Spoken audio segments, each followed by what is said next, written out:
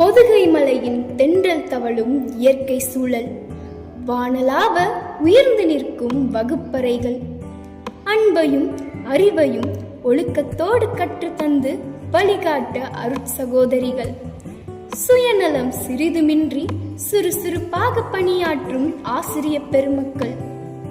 ஆம், உண்மையில் நாங்கள் ஆசிர்வதிக்கப்பட்டவர்கள். பள்ளி பருவம் முடிந்து நம் கனவுகளை நோக்கி பயணம் செய்யும் போகும் இனிய தருணம் இது. இது நம் வெற்றிக்கான புதிய தொடக்கம். இன்று நாம் ஒரு முடிவை எட்டவில்லை, மாறாக ஒரு புதிய தொடக்கத்தை நோக்கி இருக்கிறோம். கடந்த சில ஆண்டுகளாக இந்த வகுப்பறைகள் நமக்கு வெறும் பாடங்களை மட்டும் சொல்லித்தரவில்லை, நட்பையும் சவால்களை எதிர்கொள்ளும் துணிவையும் கற்றுத்தந்திருக்கின்றன. பள்ளி வாழ்க்கை ஒரு பாதுகாப்பான கூடு. இனி நாம் பறக்கப் போகும் வானம் மிக பெரியது. மாற்றங்களை கண்டு அஞ்சாமல் அவற்றை வாய்ப்புகளாக பார்ப்போம். சிறு பிள்ளையாய் நுழைந்தோம், இன்று சிறகுகள் முளைத்த பறவையாய் நிற்கின்றோம். அகர வரிசை கற்றுக் கொடுத்த வகுப்பறை இன்று கண்ணீர் மல்க வழி அனுப்புகிறது. நேற்றுதான் பள்ளிக்குள் அடியெடுத்து வைத்தது போல் இருக்கிறது. 14 ஆண்டுகள் கடந்துவிட்டன.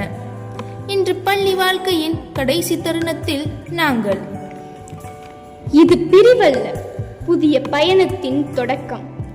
திசைகள் மாறினாலும் தேசங்கள் கடந்தாலும் நம் பள்ளிக்கால நினைவுகள் மட்டுமே என்றும் மாறாது நம் இதயத்தில்.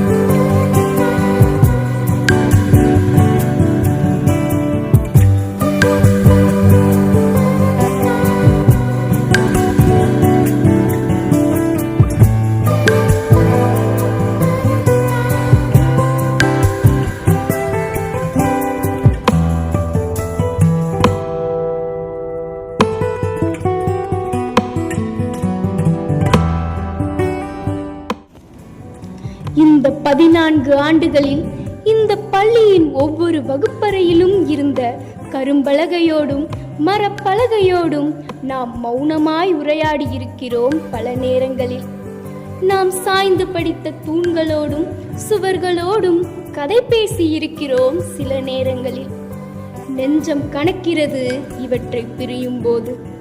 அன்பான ஆசிரியர்களே, இந்த நீண்ட பயணத்தில் ஏதோ சில தருணங்களில் யாரிடமாவது நாங்கள் மரியாதை குறைவாக நடந்திருந்தாலோ, யார் மனதையாவது காயப்படுத்தி இருந்தாலோ மானசீகமாய் மன்னிப்பு கேட்கிறோம். இன்று அன்போடு ஆசீர்வதியுங்கள். ஆலமரமாய் வளர்கிறோம்.